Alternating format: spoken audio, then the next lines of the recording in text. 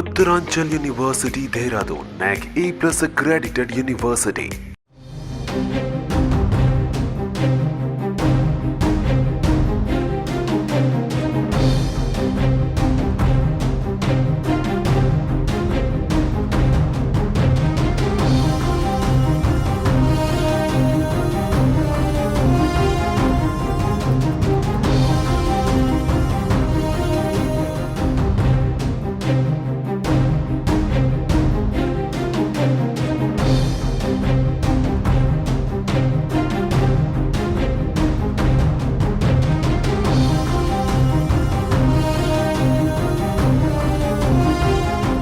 ఆంధ్రప్రదేశ్లో ఎన్నికల కోడ్ కారణంగా ఆగిన సంక్షేమ పథకాల నగదు జమను ప్రభుత్వం కంటిన్యూ చేస్తోంది. ఎన్నికల కోడ్ కారణంతో మధ్యలో నిలిచిన వైఎస్ఆర్ ఆసరా, వైఎస్ఆర్ చేయూత, ఈబీసీ నేస్తం పథకాల లబ్ధిదారులకు ఈ నెల 13న పోలింగ్ ముగిసిన అనంతరం ఆయా పథకాల ఆర్థిక సహాయాన్ని వారి ఖాతాల్లో జమ చేసినట్లు అధికారులు తెలిపారు.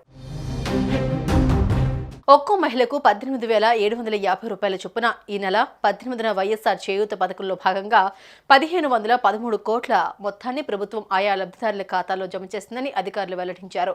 ఈ 24న మరో 200 కోట్ల రూపాయలు, 27న ఇంకో 400 కోట్ల రూపాయలు ఆయా లబ్ధిదారుల బ్యాంకు ఖాతాల్లో జమ అయినట్లు చెప్పారు. మిగిలిన వారికి కూడా పంపిణీ కొనసాగుతున్నట్టు అధికారులు వెల్లడించారు. రాష్ట్రంలో 45 నుంచి 60 ఏళ్ల మధ్య వయసున్న ఎస్సీ, ఎస్టీ, బీసీ, మైనారిటీ వర్గాలకు చెందిన అర్హులైన మహిళలకు 4 విడతల్లో 75,000 రూపాయలు మొత్తం అందించేలా వైఎస్ఆర్ చేయూత పథకం అమలులోకి తీసుకొచ్చారు. ఇప్పుడు 4వ విడతగా పంపిణీ చేస్తున్న 5,060 కోట్ల రూపాయలతో కలిపి ప్రభుత్వం గత 5 ఏళ్లలో 26,98,931 మందికి ఈ ఒక్క పథకం ద్వారానే 19,189 కోట్లు అందించినట్లు తెలిపారు. ఇక పోలింగ్ ముగిసిన తర్వాత రోజు మే 14న 21.56 లక్షల మంది పొదుపు సంఘాల మహిళలకు వైఎస్ఆర్ ఆసరా పథకానికి సంబంధించి 1,843 కోట్ల రూపాయల ఆర్థిక సహాయాన్ని ప్రభుత్వం వారి ఖాతాల్లో జమ చేసింది.